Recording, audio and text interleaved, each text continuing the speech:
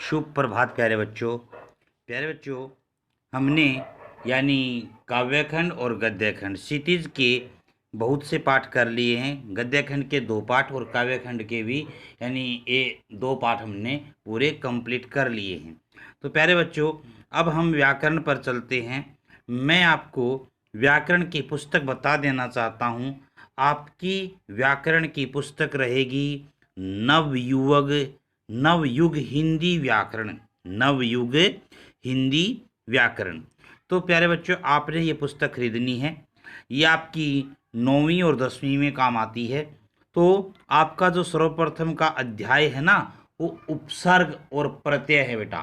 तो मैं सबसे पहले जिन बच्चों के पास पुस्तकें नहीं हैं मैं फ़ोन में से करवा रहा हूँ, लेकिन जिनके पास पुस्तकें हैं वो पृष्ठ संख्या 52 से पढ़ना प्रारंभ कर लें। ध्यान से समझ लें, समझ में आ जाएगा। ज़्यादा कठिन अध्याय नहीं है।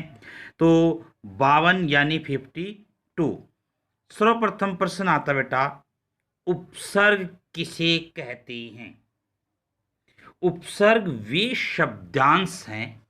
उपसर्ग वे शब्दांश हैं जो किसी भी शब्द के पहले लगकर उसके अर्थ को बदल देते हैं और उसमें एक नई विशेषता का संचार होता है, एक नई विशेषता प्रकट होती है। उसे क्या कहते हैं? उपसर्ग कहते हैं। जैसे मान लो मैंने एक शब्द बोला पुत्र। यदि मैंने पुत्र के सामने सु लगा दिया तो सुपुत्र यानी अच्छा पुत्र। यदि मैंने उपसर्ग लगा दिया कु तो वो हो जाएगा कुपुत्र अर्थात बुरा पुत्र। मार्ग, मैंने कहा एक शब्द बोला है मार्ग। यदि मार्ग पे मैंने क्या लगा दिया? कुमार्ग। कु लगा दिया तो क्या होगा? कुमार्ग यानी बुरा मार्ग। सुमार्ग यानी अच्छा मार्ग। तो प्यारे बच्चों इसी पुस्तक से लेते हैं। फिर देखिए, उपसर्ग 2 शब्दों से मिलकर बना होता है। उप जमा सर्ग। उप का अर्थ है पास या समीप और सर्ग का अर्थ होता है रचना करना या सृष्टि करना, अर्थात पास के शब्द की रचना करना। संस्कृत एवं संस्कृत से उत्पन्न भाषाओं में उस अव्यय या शब्द को उपसर्ग कहते हैं। अर्थात प्यारे बच्चों इस पुस्तक में जो मेरे फोन में है ना, अर्थात शब्द गलत लिखा हुआ है। यानी अर्थात आ के ऊपर रह चढ़ता है हमेशा। अर्थात शब्दांश उसके आरंभ में लगकर उसके अर्थ को बदल देते हैं। ये मैं आपको पहले ही बता चुका हूं इसकी परिभाषा। अब देखिए इसने भी उदाहरण दिया है। हार एक शब्द है जिसका अर्थ होता है प्राज्य, लेकिन इसके आगे आ शब्द लगने से एक नया शब्द बनेगा, जैसे आहार, जिसका मतलब होता है भोजन यानी खाना। मैंने अभी कुपुत्र सुपुत्र कुमार्ग सुमार्ग का आपको एक उदाहरण दे दिया था और ये आहार का भी आ गया है। ठीक है। इसी प्रकार उपसर्ग यानी पहले लगकर कोई भी शब्दांश ना किसी भी शब्द के पहले लगकर उसके अर्थ को पूर्ण रूप से ही बदल देता है। अब इसने एक और परिभाषा दी। दूसरे शब्दों में हम इस परिभाषा को लिखते हैं, उपसर्ग वह शब्दांश या अव्यय है जो किसी शब्द के आरंभ में जुड़कर इसके अर्थ में विशेषता उत्पन्न कर देता है, उसके अर्थ को बदल देता है। वो क्या कहलाते हैं? उपसर्ग कहलाते हैं। जैसे मैंने बोला बेटा, एक शब्द बोलता हूं अत्यधिक। अब कई बच्चे ना अत्यधिक में एक शब्द मैंने बोला है अपने पास से, अत्यधिक यानी नवयुग हिंदी व्याकरण में ये शब्द है अत्यधिक। कई बार ये बच्चे लगाते हैं अत्य जमाधिक। अत्य नहीं होता बेटा, अति जमाधिक।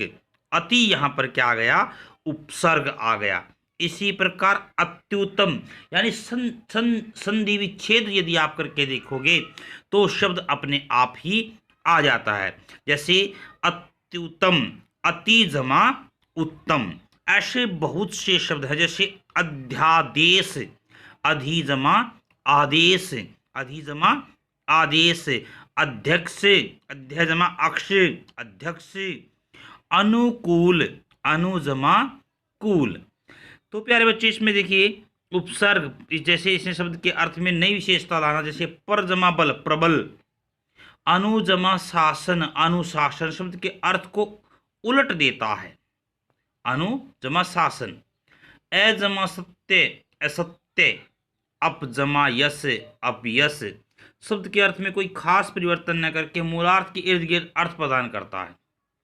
अब यानी मैंने आपको व्याकरण में बेटा बहुत से शब्द यानी आपके लिए हैं इस पुस्तक से, और बहुत से शब्दों को मैं बोल रहा हूँ नवयुग हिंदी व्याकरण से। जैसे मैंने कहा अप शब्द बोल दिया, तो इसमें उपसर्ग क्या होगा, अप शब्द, यानी मूल शब्द भी अलग करना है और हमने उपसर्ग भी अलग करना है।